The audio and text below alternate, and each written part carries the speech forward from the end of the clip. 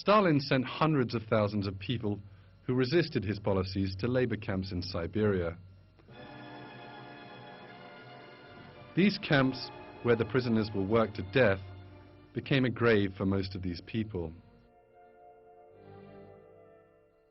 Meanwhile, tens of thousands of people were executed by Stalin's secret police.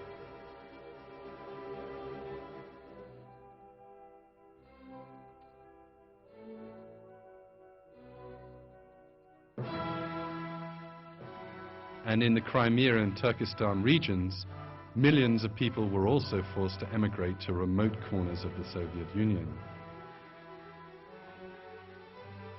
As a result of Stalin's bloodthirsty policies, more than 30 million people were killed. According to historians, Stalin derived a special pleasure from this violence. In his office in the Kremlin Palace, he enjoyed examining lists of people executed and murdered.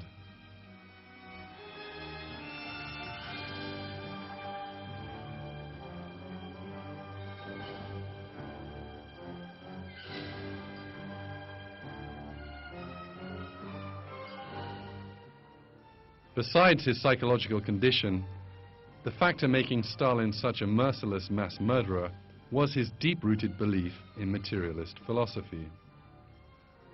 And the basis of this philosophy, in Stalin's interpretation, was Darwin's theory of evolution. He said,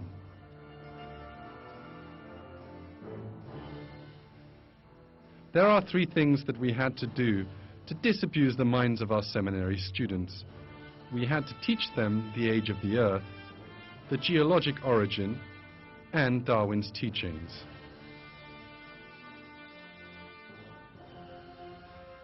Another indication of Stalin's blind attachment to the theory of evolution was the outright rejection by the Soviet education system of Mendel's laws of genetics.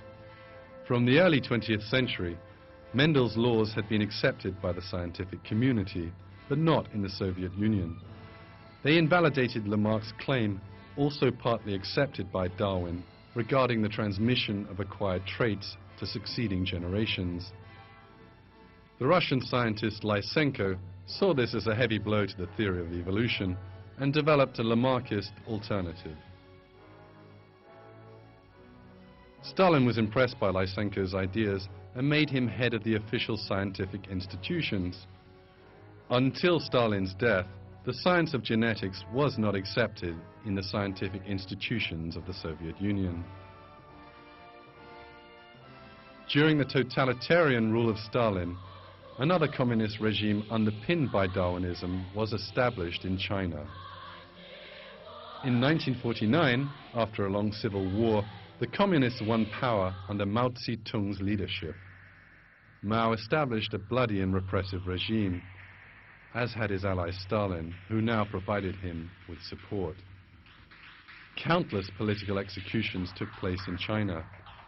Nearly 30 million people died because of the horrible famine which resulted from Mao's insane policies. During the years of Cultural Revolution, the young militants called Mao's Red Guards threw the country into a state of utter chaos and fear.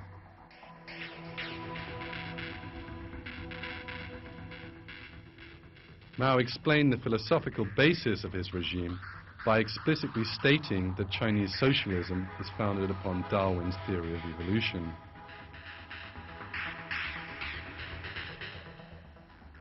Harvard University historian James Reed Pusey also acknowledges the Darwinist influence on Maoism. In his book entitled China and Charles Darwin, Pusey states, "Darwin had legitimized violent change and revolution. Surely that was one of the most momentous things Darwin did to China. And the thinking of Mao Zedong fit perfectly."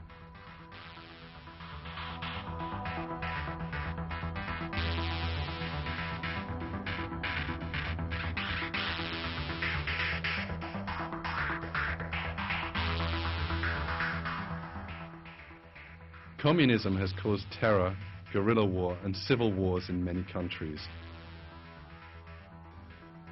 In Cambodia, the communist Khmer Rouge slaughtered nearly 1/3 of the country's population. People were killed only because they took a few grains from the collective farms or they said a word inconsistent with communism.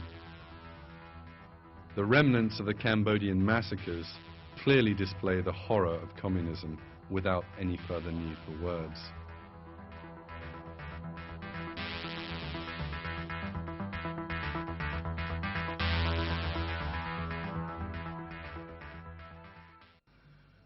For 150 years, the communist ideology, closely allied with strife and war, has been intertwined with Darwinism.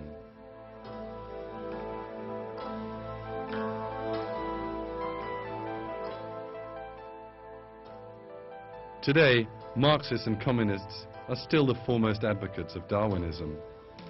In almost any country, the most enthusiastic advocates of the theory of evolution tend to be Marxists.